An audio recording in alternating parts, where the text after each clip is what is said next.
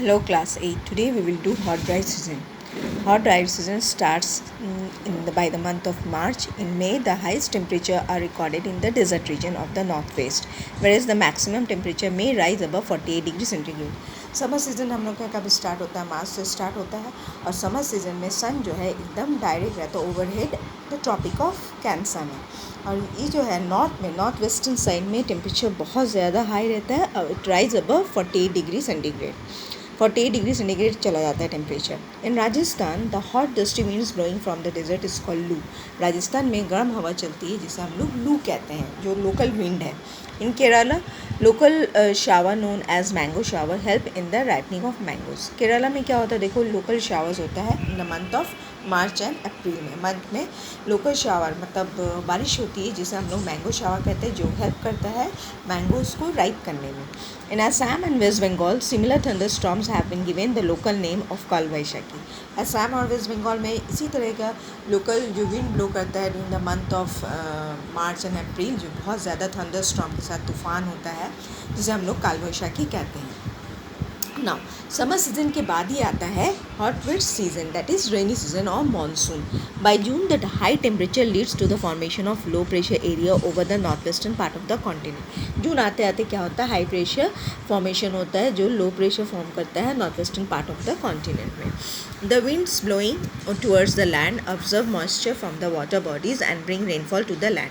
जो विंड्स देखो लैंड की तरफ ब्लो करता है, वो क्या करता है? मॉइस्चर पिकअप करता है और बारिश लाती है ज़मीन में. जैसे ओशन से मॉइस्चर पिकअप करके जब ज़मीन के अंदर हवा आती है तो वो बहुत ज़्यादा बारिश लाती है. This winds are called summer monsoon और साउथ वेस्ट मानसून. ये विंड को हम लोग समर मानसून कहते हैं या साउथ वेस्ट मानसून कहते हैं, जो बहुत ज़्यादा बारिश लाती है पूरे लाइटनिंग और ठंडा के साथ.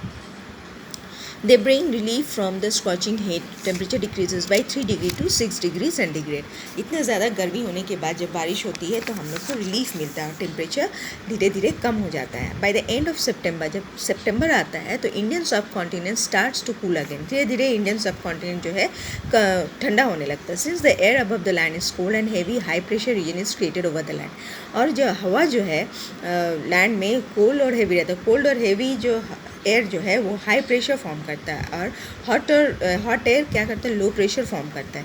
तो ये कोल्ड विंड जो ब्लो करता है वो हाई प्रेशर फॉर्म करता है लैंड में. Now the wind reverse the direction and starts blowing from land to sea. अब क्या होता है? विंड का जो रिवर्स डायरेक्शन होता है और वो क्या करता है? स्टार्ट्स करता है, ब्लोइंग करता है फ्रॉम लैंड टू सी, ज़मीन से सी की तरफ मूव करता है. This winds are called retreating monsoon. इस विंड को हम लोग रिट्रेटिंग मानसून कहते हैं. Now cold dry season. After monsoon comes the cold dry season. Winter season start हो धीरे धीरे winter season start होता है.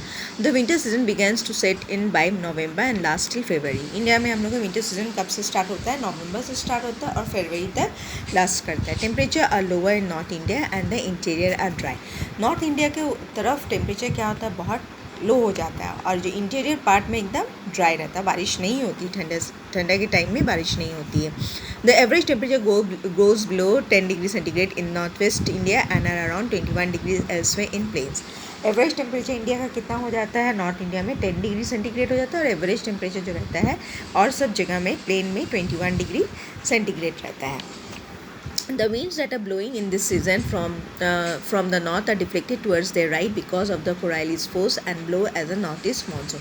अब जो winds जो blow करते हैं इस सीज़न में, ये क्या जो नॉर्थ से wind जो blow करता है वो डिफ्लेक्ट हो जाता है राइट की तरफ. जिसे हम क्यों होता है डिफ्लेक्ट करता है राइट में? कोराइलिस फोर्स से.